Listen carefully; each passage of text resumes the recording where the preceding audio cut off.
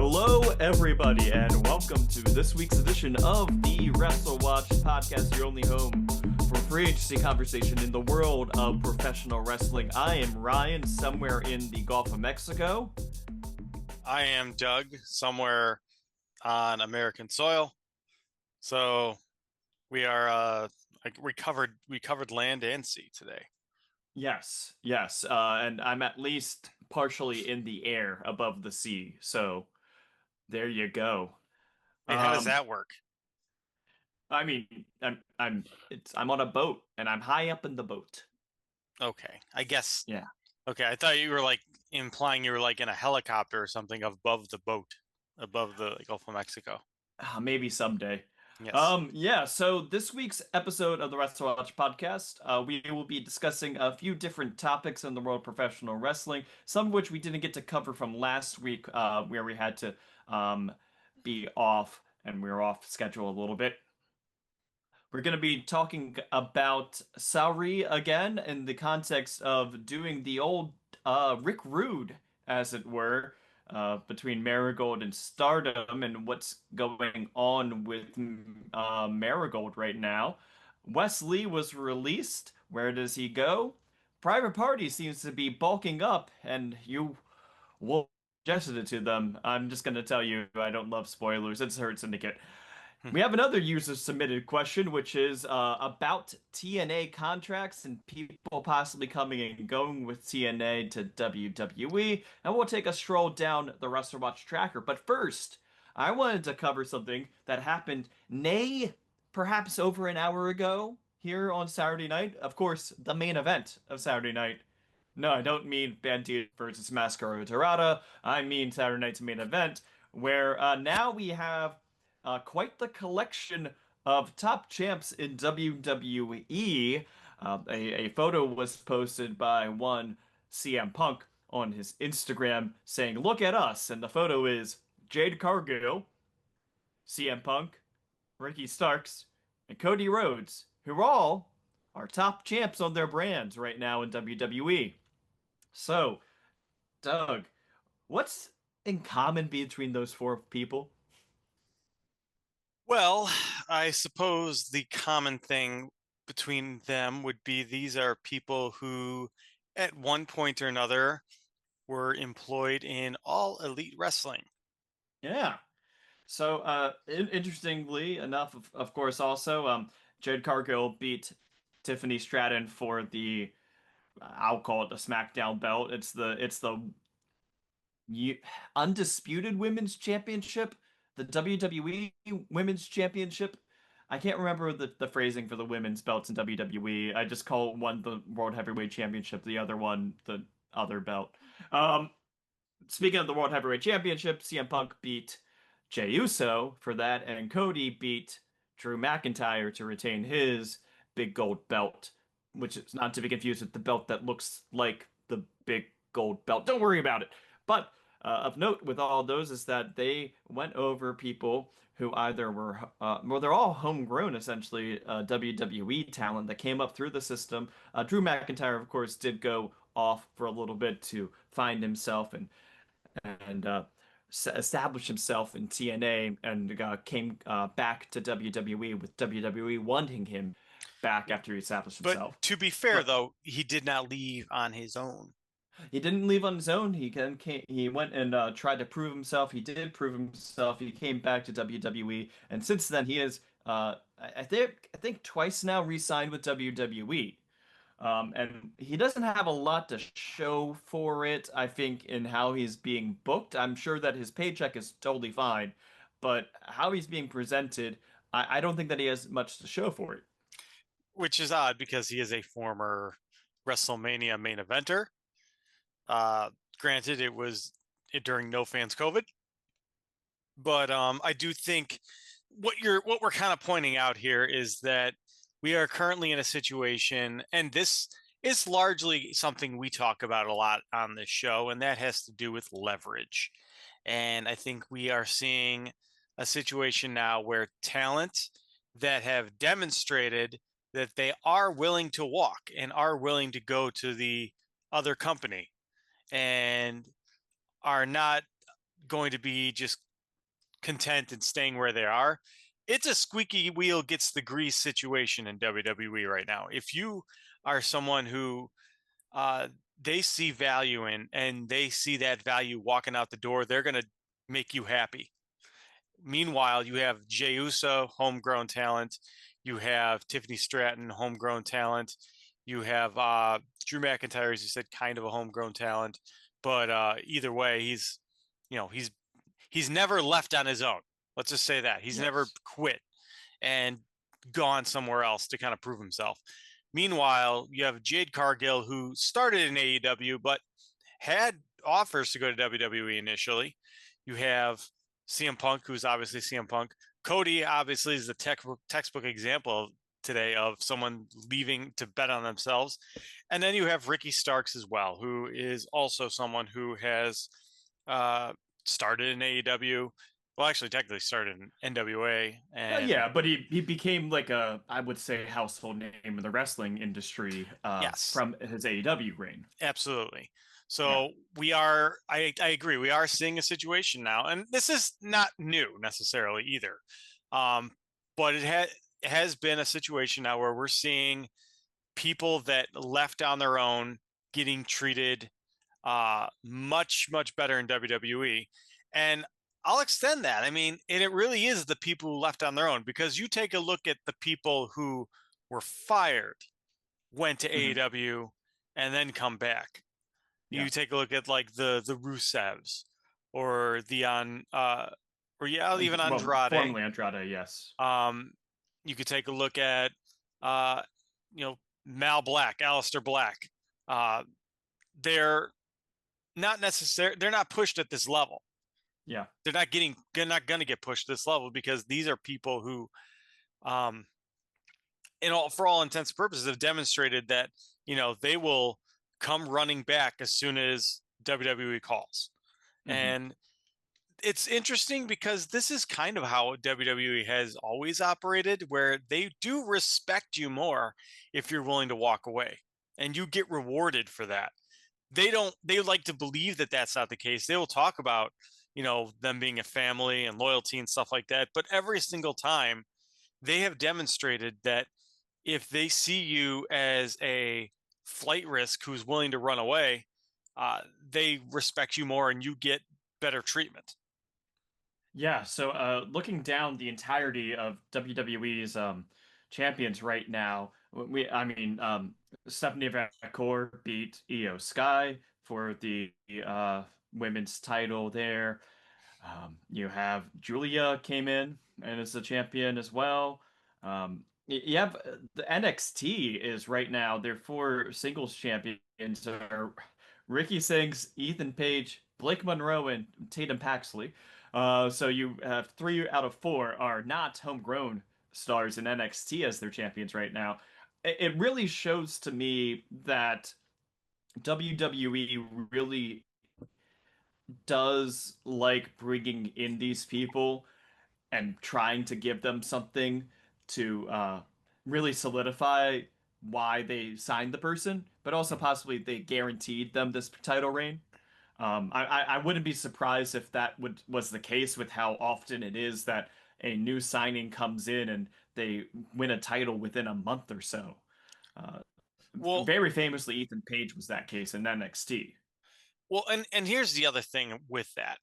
When you sign someone from AEW and then you push them, it also further establishes this idea that AEW is under WWE and it's a de facto developmental minor league promotion, because you are taking talent from there to build them up. On the flip side, if you build up your own talent in house and they eventually do leave WWE to go to AEW, that sends a worse message. So I totally Yeah, understand the situation of wanting to bring these people from AEW, because if they're willing to leave AEW and go to WWE, even though it's happened a few times, it's a much less likely that they're going to jump back, because they know what the grass is like on that side already.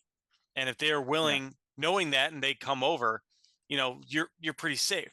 Meanwhile, someone like, Tiffany Stratton, for example, obviously a homegrown talent that they really like and they push, you know, Tiffany doesn't know what AEW is like.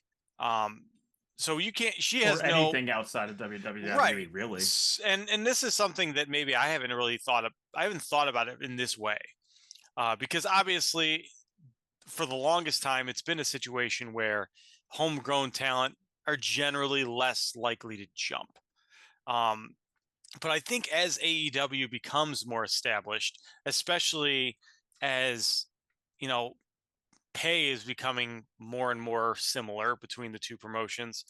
I think that's less. I think talent are more likely to jump to AEW than they were in the past, just because it's now a much more established brand. Whereas, just a couple years ago, it was still kind of a bit of a risk in the sense that it's a new company and we don't know what we're looking at with it. But now we kind of have an established idea of what their TV rights are going to be and what their overall value is and how long they're going to be around. And looks like they're not going anywhere. But if they were someone who has already been to AEW and they left to go to WWE, there's probably a reason why they made that jump in the first place. Like you take a look at it's funny to even think about this, but when you take let's go with Tiffany Stratton again. Tiffany Stratton and Blake Monroe. I think and maybe you'll disagree with me. I think they're just as likely to go to AEW at this point. I disagree very much. You think One Blake person Monroe is is more likely to jump back? I mean, yeah, she would like she's already worked there. She didn't leave on necessarily bad terms.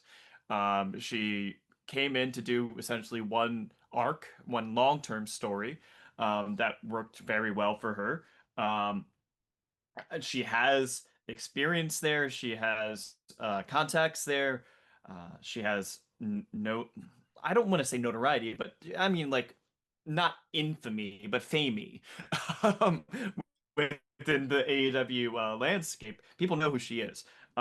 Whereas Tiffany Stratton has had no experience outside of WWE. I think that she started training with Vern Gagne school, but it's not the same as, somebody like that started off as an indie wrestler and then went to WWE. It's not that kind of situation. It's like she did some training and then she immediately went to the PC. It wasn't like, she has some indie career beforehand. The one system she knows is the WWE system. I don't see her also necessarily like working in AEW. Like as a performer, she is very WWE coded as a performer. Um, so it's not one of those situations where like like I don't know, like you look at a Bobby Lashley or Ricochet or somebody like that, or Mercedes of recently, people that left WWE and went to AEW on their own accord. Um, that they didn't all have extremely illustrious independent runs necessarily. Ricochet was quite well known from independent and international wrestling. But like, Bobby Lashley went through WWE, did UFC and TNA, sure, in the middle, but like, he's a like a WWE guy, right? Mercedes, yeah, she had some indie stuff before NXT, but like she was a WWE product, really, And I feel like that those folks have both the knowledge a little bit of how things go outside of the WWE system, but also what they want to do in AEW is they have a focused idea of what they want to do. They have an artistic arc, an angle that they want to tell, a story that they want to tell, creative freedom that they want to have, those kinds of things. And when I see storylines with Tiffany Stratton, it doesn't feel like that's the case. It feels like she likes being in the WWE storytelling system, and not the kind of AEW kind of storytelling system. That's Sure. my feeling on it. Is like both based off of her own history and her style. I would think that somebody like a Blake Monroe would have more likelihood to go to AEW in the future, although I don't think that she has a high likelihood of that being anytime soon. And I think that was kind of my point, though, is that I don't think Tiffany Stratton's going to AEW. I don't think Blake Monroe's going to AEW. But I think that Blake Monroe knows what AEW is now, and she has already chosen to take less money to go to WWE. Meanwhile, Tiffany Stratton doesn't know what AEW is or what it feels like necessarily. And I think it's not impossible that we eventually see some type of edge run with her. Um, I don't think that's happening anytime soon for either one of them, but I think that was kind of my point is that Well, before I I would mean, have, go ahead. when you're saying that, like, Blake Monroe took less money to go to WWE, but that's her first time going to WWE, where she has the history and understanding of how things work in AEW. So if it doesn't work in WWE, she already knows it will work in AEW, right? Perhaps. But Yeah. then is Tiffany Stratton, if there's a situation where Tiffany Stratton is offered more money to go to AEW than WWE is willing to offer, I don't know that she's going to take less money to stay in WWE. She might. I, I mean, I think that time and time again over the past year or two that it's shown that people that come up in the WWE system when this kind of thing happens, they stay in WWE. They do. Yeah. But it's also it's early with her. I think because that's the other thing. She's like it's not like she's done everything she needs to do in WWE. It's not like I guess in that regard it's not like Edge yet, but I think it could be. I guess that's where I'm going with this. But Uh, yeah, go ahead. I think largely though, I do think that we are seeing a situation now where WWE is treating, just to go back to what we were talking about, they are treating these talent that came from AEW better. And it does make sense to do that because it makes WWE seem like the bigger promotion when you see all these people coming from AEW and becoming top stars. Yeah. It's similar. It's the similar to, what Ring of Honor, they're trying to make AEW feel like what Ring of Honor felt like 10 years ago, where it just felt like if you were in Ring of Honor and you were a big star, you were going to eventually end up in WWE. Yeah. Well, speaking of maybe somebody that didn't get their whole worth out of WWE, how about we fly over to Japan for some interesting times with Sareee. She lost the IWGP belt at King of Pro Wrestling back on the 13th of October. After that, it was announced that she was going to be competing in Stardom again. So people thought at the time, oh wow, that's interesting. I guess that she's going to stick around. The day before the match that she had at Stardom, she appeared on the Marigold Grand Destiny show to be the mystery part. Excuse me, not mystery partner, but mystery opponent for Chika Goto in a 11-minute match. It was an all right match. The big match, of course, on that card was Io Sky versus Mayu Iwatani. Just a dream match, not necessarily even though Iwatani holds a belt in Marigold, that belt was not on the line because, of course, Iwatani lost. That means that there were a few guests to the show. We had Minoru Suzuki on the show as well, Yes. fighting. So we had three, I would say, pretty big name guests that all came in, and they all beat the local talent. Oh, I noticed another one now. Of course, Chihiro Yeah. Hashimoto. With She came. Sarah Yamaoka. Yeah, absolutely. Yes, she comes in and she beats the local talent as well. So I see off of yeah, I'm seeing one, two, three, four for four of outside talent coming into Marigold and winning on the same card. Yeah. And Sarah Uh, Yamaoka is one that they've pegged as being like the next breakout homegrown star of Marigold. Like she's been yeah, pegged that for a long time.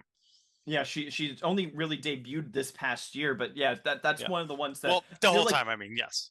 Well, yeah, but Because she's only like I feel like that 19. I think 18, she's 19. 18 or 19, yeah. Yeah. And I know that they've also been pushing Victoria Suzuki as that kind of a thing too, but it feels like it feels a lot more that Siri is like really being like pushed as like, oh no, she's like a young prodigy. Yeah. Oh, Um, and she is. I mean, I think, and here's the thing: I've not seen all of the show yet.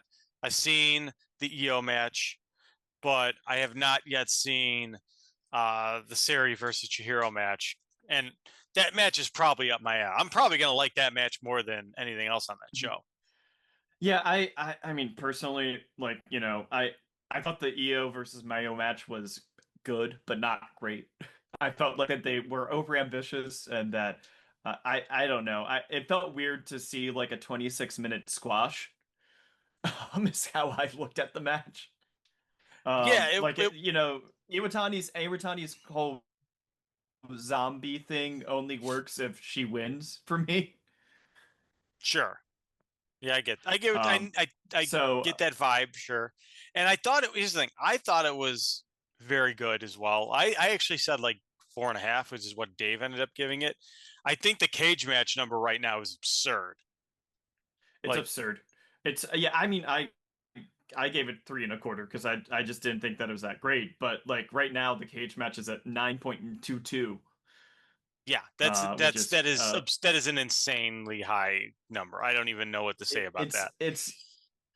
it's neither of the competitors' match of the year. No. That's my hot take. But what I wanted to get at here is 2 points with this. First off, on the Marigold direction, how about we pit stop on the Marigold and then we lay up with the Sareee direction on this. Marigold, yeah, bringing in four outsiders and everybody goes over the local talent. What what's your thoughts on that? Um, well, first of all, it's not the show itself did 3,400 in a sumo hall, which I guess is okay. I mean, it's pretty good for Marigold lately. That's for sure. It was in line with what the sales were the last time EO came in, if I remember correctly. Mm-hmm. And I don't. I guess here's the other thing. This is what we see when WWE talent comes in. So we'll talk about EO first. It's like, do you think she's coming back to Marigold and taking a loss, a straight up Never. one-on-one loss? Never. Yeah, I don't think that's happening either. I don't Yeah. see that. I And don't think we're I getting our MJF losing to Mystico in Arena Mexico moment here. let me also say on that I don't think that it's necessarily that WWE is saying she can't lose. Are you saying I that? think that Rossi was not going to let her lose. Uh, I mean, it That's what I think it's more because is like she went okay. over Otami last year when they were trying to build Utami as the person that was going to become world champion next, and she beats Mayu, which like I guess it's dream matchy kind of a thing. So who wins and loses doesn't matter as much, but like there seems to be a theme, and I don't think that it's necessarily that. I mean, WWE is fine with like Shinsuke and AJ doing matches in Noah and nobody remembering what the results are. So I think that WWE might be okay with EO taking a loss if it's works out okay. It's also possible that Rossi is maybe trying to play a long game here and just putting WWE talent over because he hopes eventually this is going to help that relationship down the road. Yeah, which he did talk about the cost factor of it when he was asked why doesn't he have more WWE talent if he allegedly has this good relationship with WWE. It's because he has to pay these people to appear. It's not Mm-hmm. like he has an actual relationship where WWE is paying for these people to fly out and appear. No, it's that it's like any other indie booking essentially, just that WWE is accepting Rossi asking for talent. Yeah, and I'll say the Sareee thing is interesting in the sense that she was teased as a mystery opponent, and then they teased her as S, and then she came out, and I don't know, was this really necessary to like do it this way? I don't think so. And part of me is wondering if it was like a promotional necessity due to perhaps Saree's contract with Stardom, like that she couldn't be promoted for shows from certain other promotions, like Marigold, for example. Like she's allowed to promote matches with any other promotion that she does, but maybe it was just like maybe that's an explanation for it.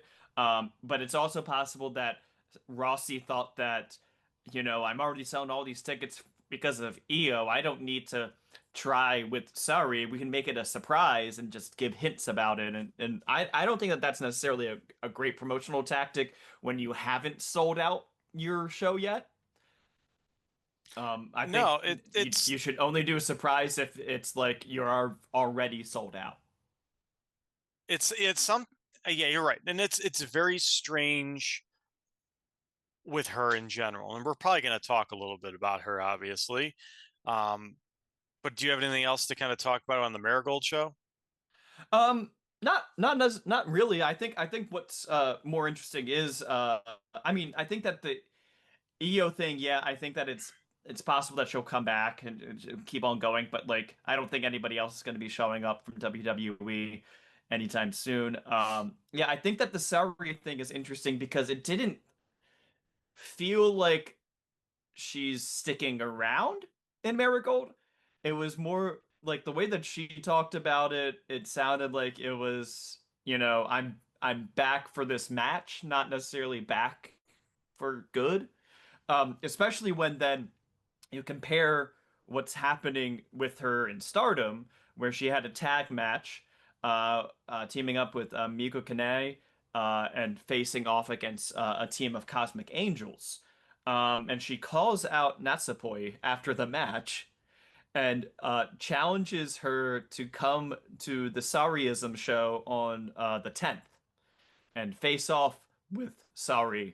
I think it's actually a tag match is what it's actually booked as, but It she is. wanted not she wants Natsupoi to prove herself and not that she's not just some, um, cutesy wrestler idol thing, which is kind of like Saree's crusade against idol culture, um, in a manner of speak. But it's interesting that they built up this match on Stardom's card, right? Like Stardom was footing the bill for Sareee promoting her own independent show.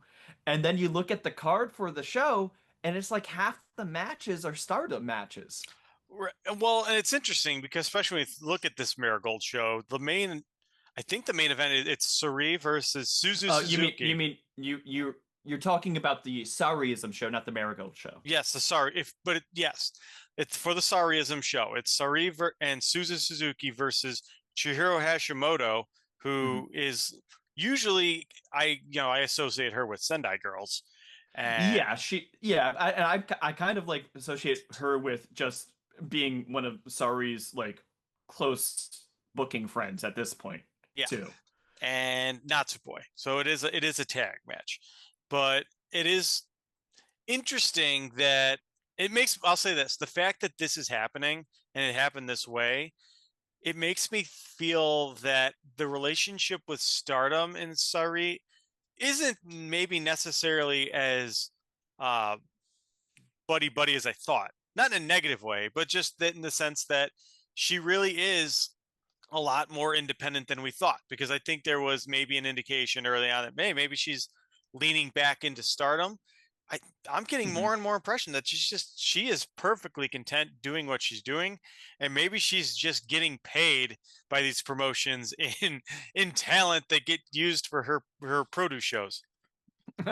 Well, it's interesting to me though that in the middle of all of this is when she goes and does the Marigold match, right? So Yeah, it's like, okay, so like she does this pit stop match in Marigold where it doesn't seem like she's invested in it, relatively speaking, because on this card for this upcoming Sareeism, yeah, we have Suzu Suzuki and Natsupoi and Bozilla.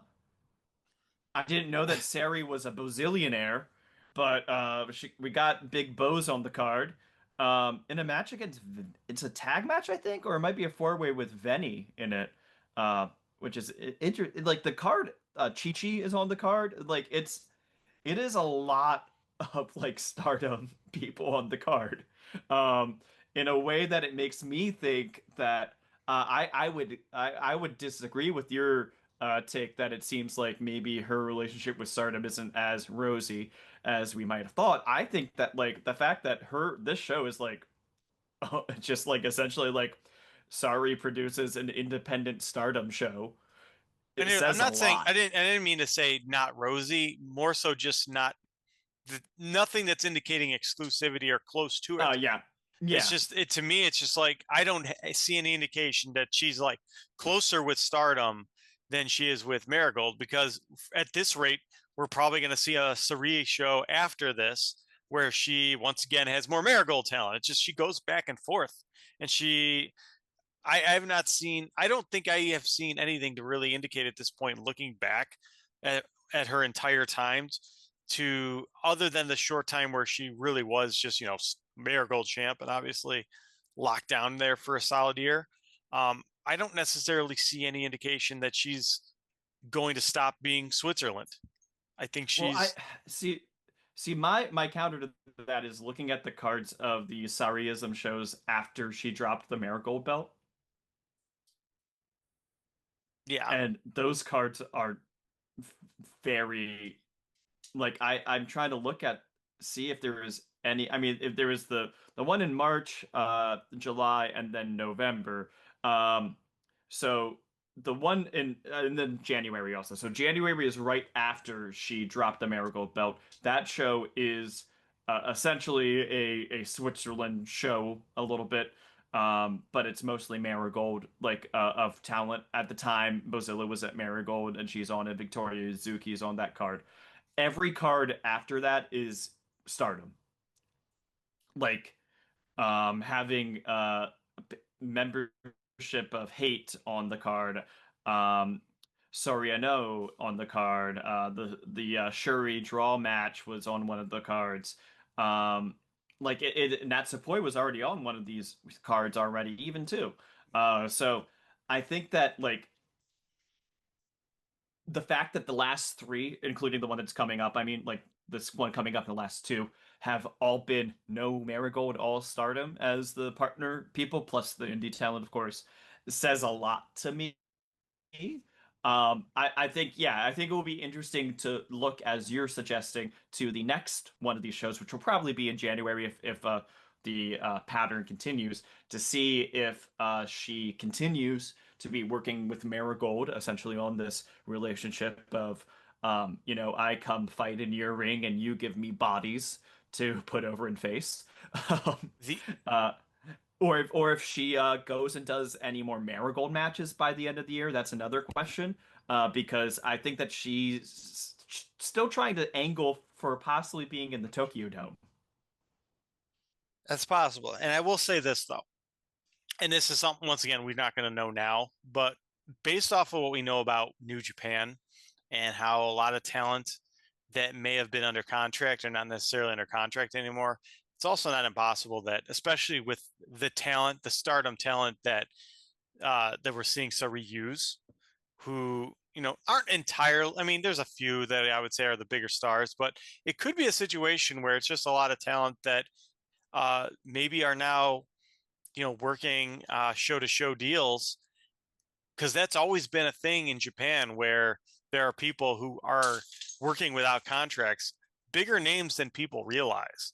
And it could just be a Hmm. situation where in this current environment where, you know, Japan is still really not recovered that much from COVID. It's still after COVID, it's still been down. So maybe a lot more Yeah. talent are just able to pick these extra shows, and you got Sareee here, booking people for dates. So hey, they'll take them, and maybe we're just Well, I looking too would much into the alignment. well I would also point out that Bushiroad, especially after the I guess the reorganization of the company to put Marigold within the same company structure is as New Japan rather than being like operated entirely separately. They've really opened up since then, both in New Japan and with Stardom. I mean, with New Japan and Stardom, they've really opened up to talent taking more independent bookings, but also bringing in more freelance talent. Hmm. Like we've seen it with Best of Super Juniors for years now, but it feels like that Stardom has really opened up since being better integrated with New Japan, both about allowing talent to do outside bookings, but also bringing in outsiders to fill out cards. That's possible, right? How about how about we transition to a few things from the state side to be discussed. Uh, we have I think we've mentioned that Wes Lee was released by WWE, but I don't think that we've gone in depth about what we think will be happening with him. What do you think are the chances of uh, Wes Lee ending up somewhere of note? And do you think that he ends up with the Rascals for that matter? I think that that's likely. If I had to guess, if I had to like rank what's the most likely option, I think a Rascals reunion in some way makes the most sense. At least one of the things he's doing, because that's the other thing. He doesn't necessarily need to just do that. He could have a Rascals reunion. He could do something in Japan if he wants on his own.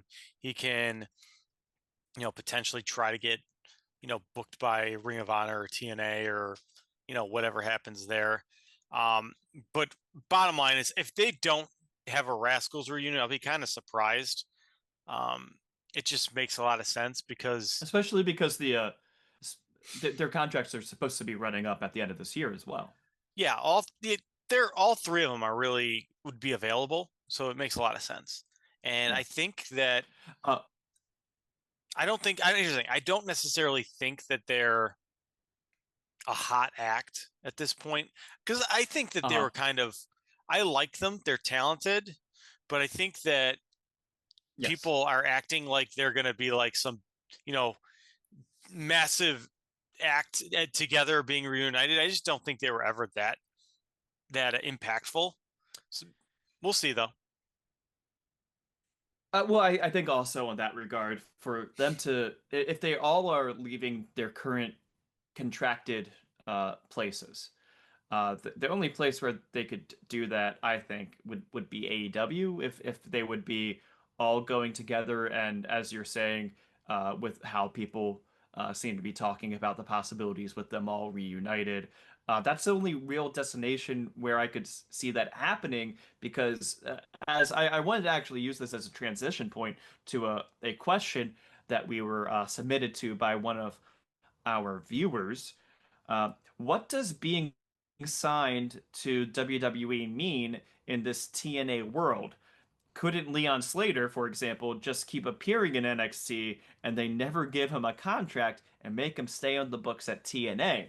I think that this is an interesting thing to think about in the context of the Rascals and Wes Lee. Because if the Rascals stay with TNA, I mean, do you think that Wes Lee signs with TNA?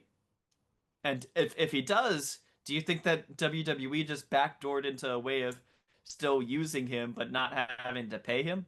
I think that's absolutely what's been going on. I mean, they see a situation where they don't necessarily need to uh pay for I mean, we're seeing it in Mexico in a sense because AAA talent is now WWE talent, but I don't think we've necessarily seen any evidence that there's been some massive pay increase for the people who were signed to AAA. Um, Yeah.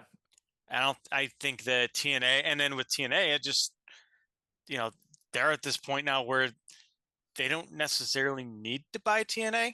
I mean, what is their benefit to buying TNA? They're getting everything they want out of TNA. TNA's bending over backwards to make WWE happy with this idea that they might get them a really nice TV deal. And I'm sure they are going to get them some type of TV deal. I mean, it'd be silly if they don't at this point because they've been saying that they're going to do it for so long. Um, but if I don't expect it's going to be anything good. I mean, it's very likely it ends up just taking the Evolve time slot or ends up on, something else within the NBCU universe. Maybe it'll be on CW, like right at, it would probably be on CW on Wednesdays, maybe if CW is willing to do that. It's just, I'm not necessarily seeing any downside to what for WWE with what they're doing with TNA. And maybe TNA Yeah, benefits from from a eventual, package, but I guess you could argue TNA is doing well on their houses, at least their pay-per-views. They're selling, well, they're distributing yeah, tickets. I don't know if I say yeah. they're selling them, They're but for they're distributing. their pay-per-views are getting in the 4 to 6 thousand tickets range, either sold or distributed. So that's successful, I think. Like I think that TNA up until the point of right now where they for some reason didn't schedule any shows or have any shows in the can to put up after Bound for Glory. So they've just been doing clip shows for the past like 2 weeks. Like they're what they were doing with doing book excuse me, I'm just flabbergasted for some reason right now. But no, their strategy about doing taping blocks has been very successful for them as a business strategy, and they have built themselves up to now being able to do their best houses for pay-per-views in quite some time, and literally ever. Um, so it's very weird to me why then they're kind of changing their strategy midstream and going and doing these full sale shows and all this other stuff, if not only because they want to make WWE happier or something. Like it doesn't make any financial sense to me. No, it really doesn't. But here's the thing. I think ultimately they could end up in a situation where um they're both better off than they were. I mean, WWE, well, Yeah. yes, WWE is not necessarily, they're not having any negative effects by propping up TNA, because then they could sit there and say, oh, look at TNA is the next number two, just because they want to make sure that AEW doesn't have as much influence. So they could benefit from that. And Yeah. honestly, there's nothing really negative, business wise that has impacted TNA other than the fact that they just feel like they're, a puppet of WWE, which I don't know if that's much worse than what they were. I mean, it's not like TNA was uh, doing doing fantastic before. The AAA one, there was absolutely been a benefit for AAA, because AAA was an absolutely awful promotion for the longest time, and now it's not.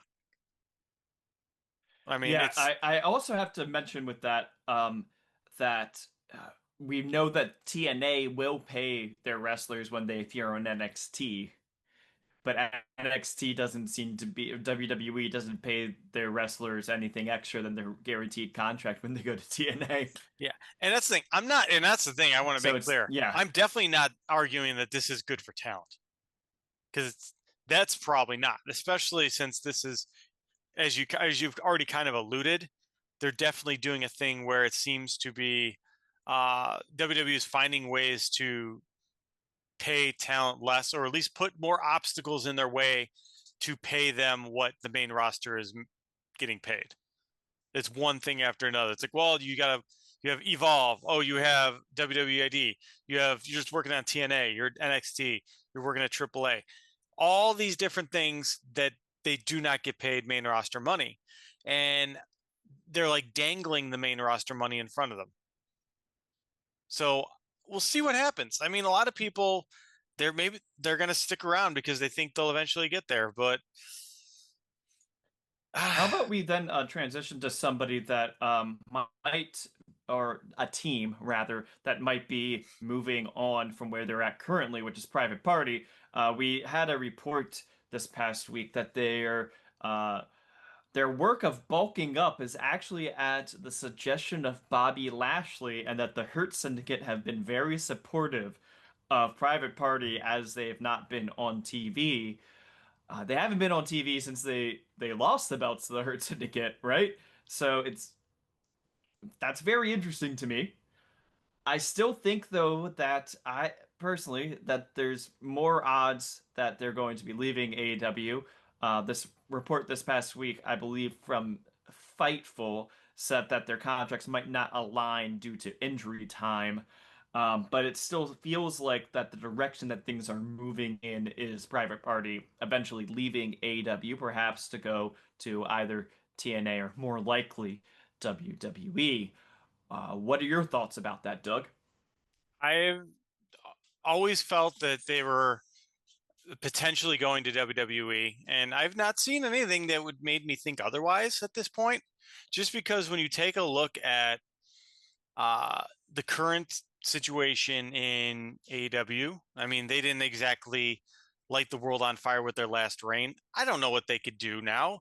Now, in terms of the Hurt Syndicate potentially joining with them, I think I'll make this argument for it. You have Don Callis family, which is blowing up into a giant, Japan level size faction. You have the conglomeration kind of blowing up into this giant Japan size faction. Do you think that that AEW is now trying to copy this? What New Japan essentially did for the longest time, where they had these like massive, 8-person plus factions just to kind of keep people relevant and keep them around. And do you think that that is something that they could potentially do with Hurt Syndicate? I think that that is quite obvious what AEW is doing. Um, Ever since the conglomeration came around and it was just a random assortment of baby faces that don't necessarily make much sense on their own or in any combination of tag teams within the conglomeration. Sometimes you're just like befuddled of, oh, Mark Briscoe and Hologram? Mark Briscoe and Commanders in the conglomeration? So it doesn't make any sense except for the fact that they're all just baby faces and they're an assortment of baby faces. That's Hantai. If I've ever seen it, the main unit of New Japan. And they're in this blood and guts match, the stalwart defenders of AEW from a faction that is slowly becoming the next one, I think, in this um, proliferation of the New Japan style of faction, and that's the Death Riders are slowly becoming that as well. With the addition of Daniel Garcia, we're now seeing, and I think the solidification that Gabe Kidd at least recognizes himself as a member of the Death Riders, even if he is not appearing in AEW much at all, since he was put in a body bag and dragged across a Philadelphia parking lot. That is a proliferation of that faction to have a great many members now. I think that puts it at 7 total full-time members or part-time members even of the Death Riders now. That puts them in the same kind of amount of competitors as the conglomeration even has. I think that it would be more in tune to what Don Callis Wolfpack might have in number of people, not the full Don Callis family in total. Um, so I But think that it's interesting then when you're saying about the Hurt Syndicate, I don't know if it would work necessarily with them to be like a more than 5-member faction. But I think that a 5-member faction for them does work. Because you would have MVP continuing to be a part-time wrestler most of the time, manager. You have your world champion star and Bobby Lashley. You have your secondary heater kind of guy that goes after secondary belts and Shelton Benjamin, and you have your tag team. It's a classic playbook. yeah, I don't think that they're gonna go beyond that though with Hurt Syndicate ever. yeah, I think that Hurt Syndicate. I agree. I don't think as a giant group like that would necessarily work. But when we're talking about Private Party specifically, I don't feel anything has changed for them in my because here we've had them on toss up on the free agency tracker for a while now, where we could see them either making a jump or we could see them sticking around. I can go either way. It's a 50-50 coin toss as far as I'm considered. I don't think anything's changed. I really don't. I mean, as time goes on, I suppose you could say it's more likely that they jump, but I also don't know that WWE is, banging at their door trying to get him in, you know, and I mean, I think that they're a prime example of a team that gets into the one of course, WWE's famous and most favorite pastimes, which is Tony Fumbled. I suppose, I mean, They're they do love the that's Tony fumble, that's for sure. And then they could have another photo shoot with them holding the belts with next to CM CM Punk. Punk. Yeah. So they could do that. See, we've come full circle to the first topic. We've Yes. made this a circular podcast. It's a beautiful thing. This is. And well, listen, I'm not necessarily saying that's not going to happen, but I'm just saying that I don't think that anything has happened, that makes me think that's more likely to happen now. I mean, in terms of potentially partnering up with Hurt Syndicate. Um, I'm not. I think they were a toss up before. I think they're a toss up now, even with the idea of them having more options in AEW than they had before. They're not. I can go either way with them. There's nothing telling me one way or the other. Yeah, my vibe on them is that I think that well, we've had them as toss up for a month now, so not a terribly long time to be in one particular tier on our tracker. But when I look at Chris Jericho being likely and Britt Baker being toss up, I think that they fit squarely in the center between those two as a probable to me, which is where Danhausen is as well. I think that there's a lot more in common with uh, Jericho and Danhausen for Private Party right now, with the winds blowing, than Britt Baker, which is much more on you know, people just thinking that something's up. I mean, it feels like something's up, but there seems to be more smoke with Private Party. Yeah, I mean they're at least posting photos and teasing and indicating that they still exist. How about that? Yeah. Yeah. So how about we go down our merry way down the current version of the WrestleWatch Pro Wrestling Free Agency Tracker. I have it in front of me. Doug, if you hear anything that you wanted to stop on and make some comments on, let me know. First off, I wanted to make a quick note that we have somebody that has graduated as a confirmed jump on our tracker. That is Zosiah. There was a posting by WWE announcing him formally as one of the latest free agents. I mean, excuse me, Performance Center classes. Property of WWE Performance Center, Yes, as finally. as the shirts say. Up in the certain tier, we have Joe Hendry and Adam Priest. Any thoughts on them right now? Not really. I think Joe Hendry is still very, very likely to make the jump. Obviously he's very WWE coded. Who's the other one? Adam Priest. I think we're Correct. still kind of where we're at with him. I don't know that there's anything changed there. Down in the likely tier, then we just have two names at this current moment. We have Michael Oku and Chris Jericho. I think things have cooled off a little bit about Oku buzz with AEW again. It feels like it's a cyclical thing that's been going on with him for the past year. So Jericho, though, yeah, I don't have anything on Oku. Jericho, I do have a couple comments on.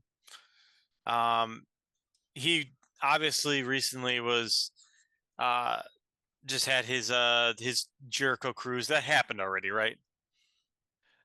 No, that's the one that's happening next year. Next year, okay. I'm bad with cruises. You'd know more about cruises than me. I'm Um, currently on one. Yes. exactly. Um, Yeah, the next Jericho cruise. You're thinking about that the announcement for the next Jericho cruise, which has no AEW talent on it, but is mostly TNA aligned indie talent.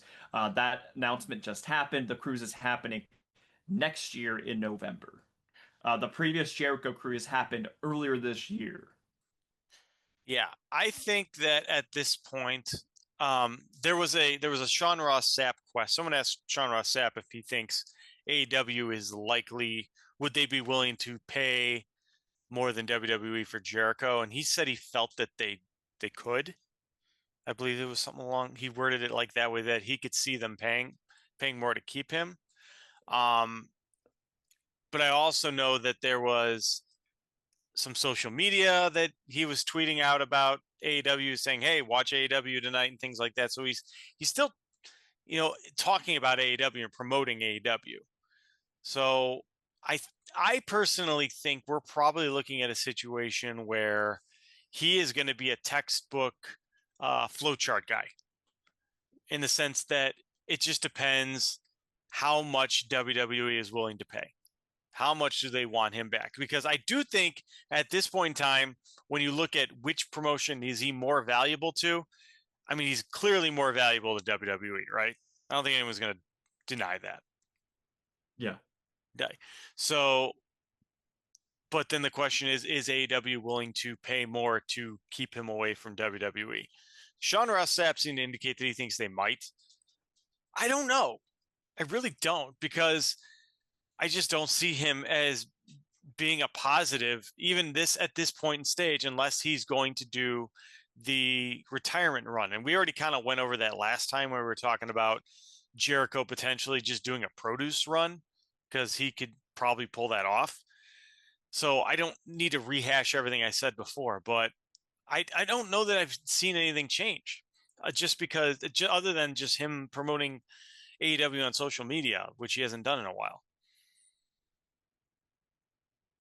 Down in the probable tier, we have one name and one name alone. It's Danhausen.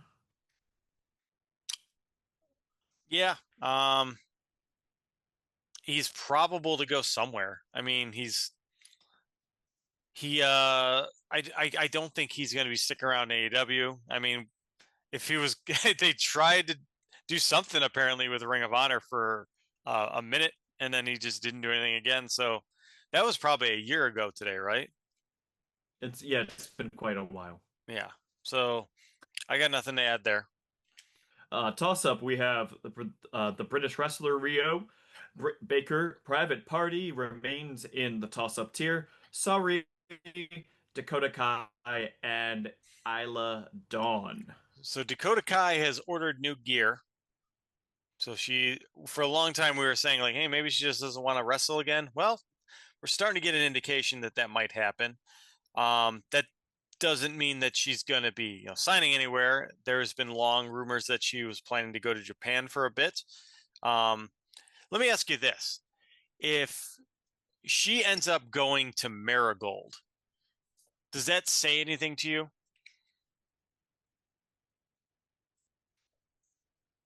About what? What do you mean? When I think about the current situation in WWE, and they're having these, we're similar to what we were talking about before, where it's like, hey, they cut these talent and then the talent goes to like TNA or something, and then they can suddenly still use the talent without actually paying for them. Uh, if Dakota Kai goes to Marigold and starts working there kind of exclusively, being the promotion that's somewhat WWE aligned, what does that say? Does that say anything to you about Dakota Kai and where Uh, her mindset is? no, because it's been so long now since she was released from WWE, and we have not seen any Marigold talent be used by WWE. The only case that we saw anything close to that was Julia essentially being signed by WWE and working Marigold. It seems more what the situation was at the beginning of the Marigold era. It doesn't seem like WWE. It doesn't seem like for example, if you sign with TNA, you could appear on WWE TV. If you sign with Marigold, you're not showing up in WWE anything. Right. But I guess So here's I I'm don't not think that it means much. I'm not It would mean much if she were to end up at Marigold. okay, and Mike, I'm going to clarify. I'm not necessarily thinking from the WWE standpoint and what they think, but more so, would she be going to Marigold if she can go to Stardom?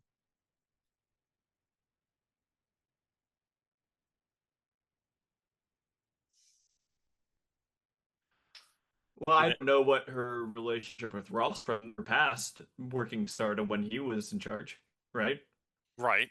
But then it's also just like I guess I keep thinking back to this supposed day when she was potentially going to go to AEW. They kind of had it all set up, and then she backed out last minute to go to WWE. Is it possible that AEW is still holding a grudge over that, and she's kind of going to have to earn her way into the graces of them potentially? And maybe right now, Stardom isn't going to touch her. AEW maybe doesn't really want to touch her. I feel like that's less likely the case now because I think AEW has shown that they're willing to bring people in that, maybe wronged them in the past. Uh, but it just, Well, I would also point out that I would also point out that recently there are a few names that AEW have been testing out that are people that were released by WWE. They've been testing out Lacey Lane, they've been testing out Isla Dawn, they've been testing out Nixon Newell. Um, so they're down to try out people that were released by WWE. They're not quick to sign people that were released by WWE though. But then also I would point out that um, Blair Davenport, B. Priestley, wanted to go to Japan. And it's possible that that's what Dakota Kai wants is to go to Japan. And then if they're willing to try out all the people you just named, I would argue they are a step under Dakota Kai. I'm not. Would you say so? Well, Just in terms of their as far profile, as far as prestige, yes, but I'm also saying that it's also possible that she is just interested in going to Japan. and that might be. Well, you might see that for some reason. Okay, let me put it this way: with 1 year after she debuts in Japan, let's say she goes to Japan. That's her big debut, whenever it's going to be. All right. Uh-huh. 1 year after she debuts in Japan, do you think that she will have signed with an American promotion? Probably not. Okay. I think she might. I I really mean, do. usually those Japan is like kind of like year to year deals, so no. I think that I she don't, would still be in but I Japan. don't think she's going to sign in Japan. I think she's just going to go to Japan. Okay. We'll see. In the possible tier, we have Shayna Baszler, Man Like Doris, Wes Lee, and Ninja Mac. Ninja Mac, we moved down a few tiers from likely to possible. Mm-hmm. He had been doing the best of the Super Juniors. We believe that there was a quote from him on Twitter where he was asked about what's up with him with New Japan, and he still was doing wants to do dates with New Japan, but it sounds like that they might be less focusing on gaijins Or with at their least, signing structure. yeah, he indicated that, he was probably going to be booked for something and it wasn't going to happen now. So it's kind of showing yeah, that's the issue. And he's also booked for Noah on November 8th. So he's, bouncing around a little bit. So that's kind of indicating to me that he's not necessarily going to be signing a New Japan contract anytime soon. In unlikely, we have Bailey, Bozilla, who we talked about during the Sareeism segment. Miyu Yamashita and Priscilla Kelly moved down to unlikely this week. Yeah, I have sorry, I was yawning there. Yeah, I don't necessarily have any particular thoughts on those. And finally, in the remote tier, we have Leon Slater, Saraya, The Miz, Maki Ito, Dragon Lee, Tetsuya Naito, AJ Styles, Lacey Lane, Shinsuke Nakamura, and Gabe Kidd. Gabe Kidd marks down one tier down to unlikely. Leon Slater, we did discuss within our committee this week. That was part of why we had that little thought process about the usage between TNA and NXT because he is being used in both. He is doing work as a tag team with Javon Evans. And there's been a number of TNA contracts that are saying that they're going to be running out at the end of this year. It might be, I think that's possible that this is the new thing that, like New Japan contracts, usually around February is when they are their year is up, and you see a lot of people's contracts are allegedly about to run out, and then they just stay in New Japan. I think that that might be what's going on with TNA. Yeah. But we'll have to see if any of these people like Steve Macklin and others. I think the Iconics was another one that was mentioned of the Steph Delander. If people like that they're just having their contracts run out at this time and they'll renew, or if there's something more going on here. But Leon Slater is currently staying in the remote tier. Yeah, and I think it'll be fun to see where that goes. At this point in time, he's been presented in such a good way. I mean, teaming up with Javon Evans, that kind of tells you what they think of him. That's a pretty high profile person to be with. So when his contract is up, I'll say this, I'll be surprised if he's still with TNA. Yeah, I think that he is in the time that he has worked TNA, he has really shown what he can do, and Hmm. he's put himself on the map on the US scene, I think. And I think that honestly, this little tag run that they're trying to do with Javon Evans is presenting him to the WWE audience very positively as well. Um, with Gabe Kidd, I just wanted to mention that transitions me into saying that tonight is the um, New Japan show at 3 a.m. Local time to you. It's called Final Homecoming for Hiroshi Tanahashi. He is challenging Yota Tsuji for the Global Heavyweight Championship, which was Gabe Kidd's former belt. Do you think that they're doing the old John Cena on him? Do you think that Uh, they might give him the global championship and then have his final match be a defense? well, he's been saying that he wants to have a singles title before he Yeah. goes. That's kind of been a storyline they've been telling with him. So it's not impossible.